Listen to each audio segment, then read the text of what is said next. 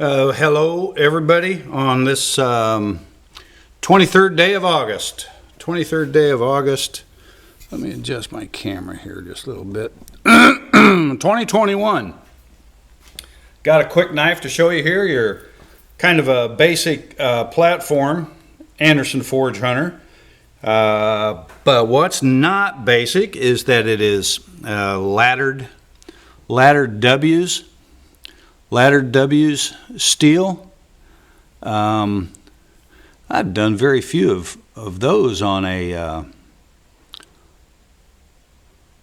hunting size knife, because it just sometimes seems like that's a whole lot of stuff going on in a little area. But I'll tell you what, this is pretty sweet, and just an extraordinary piece of. Hope we can get a little chatoyance here on this.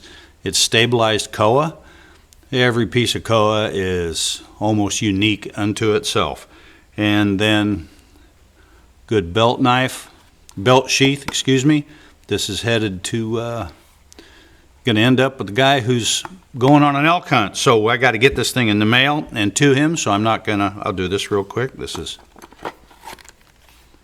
the sheath. Wicket and Craig, 9-ounce, drum dyed.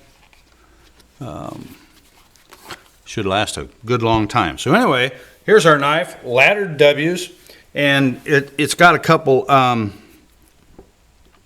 has at least one milestone on it for me, and that's getting the kind of display on my Damascus that I've been seeking for some time. I like that background black, the 15N20 not black, and it ain't coming off.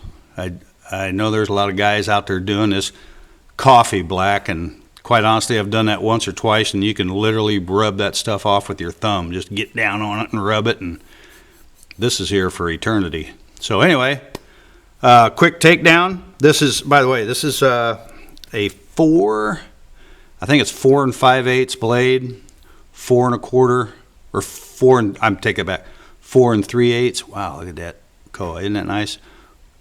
Sorry about my hands. 4 3/8 handle, 4/16 stainless guard, and I did do my back cut on the ricasso on this because I wanted a really clean look up against that the Damascus.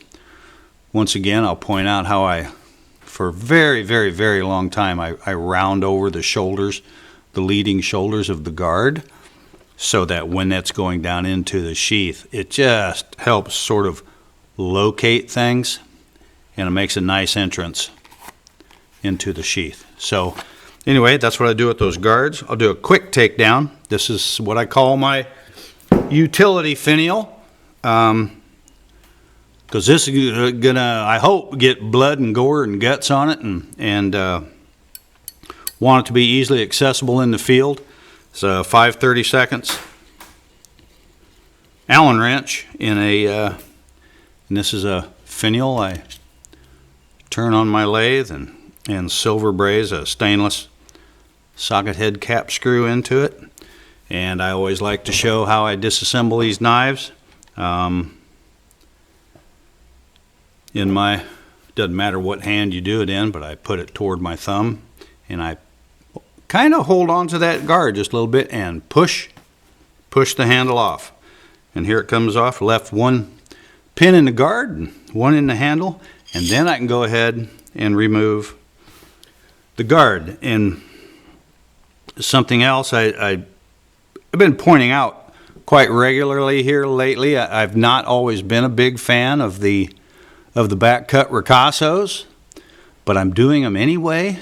For me, it's about a 4 or 5 step process through the hardening and tempering of the knife and milling the shoulder and then file guiding the back cut and so forth. But this back cut, this is a heavy working knife. I think it ended up being 240 thousandths. Some guys say, "My God, that's thick." I said, "Well, yeah, but when I put the edge on this, you'll forget how thick it is." It's 240 thousandths at the ricasso, but both sides of my back cut measure 234 thousandths. So now that back cut is only 3 thousandths of an inch deep on each side. 3 thousandths. And then I mill my guard slot, and I mean it comes, you can see nothing. I'm going to go, alarm on my phone's going off for some reason. Pardon me for 20 seconds.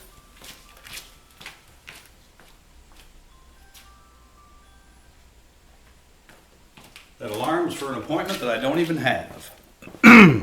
So anyway, this is it. This is our, and we can get this knife taken apart, cleaned up, and of course I'll point this out to, matter of fact, this is a gift, not from me, but the guy who's buying it is giving it to a gift to a good friend. We should all have friends like that, right?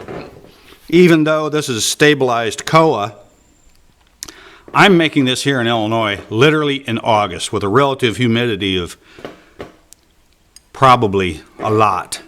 I don't even know what it is. And this is going to to my customer on this is in Texas, and it's one of his buddies, so I'm going to guess he's out west too. Well, this thing may want to swell up even though it's stabilized.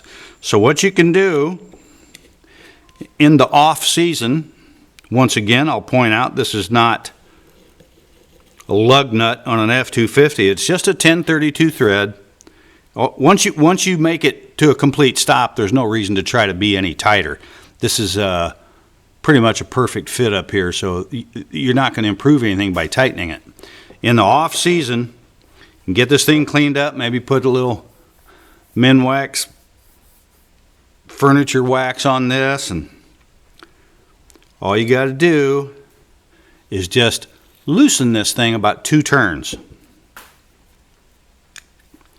That'll loosen that knife up, put it away in storage, and if that knife handle wants to expand or contract, there's no stress. There's not going to create any gaps, cracks, splits, nothing like that. So anyway, here she is, Andersen Forge Hunter, laddered W's Damascus, stabilized koa, hunting sheath for the elk woods, and there you have it.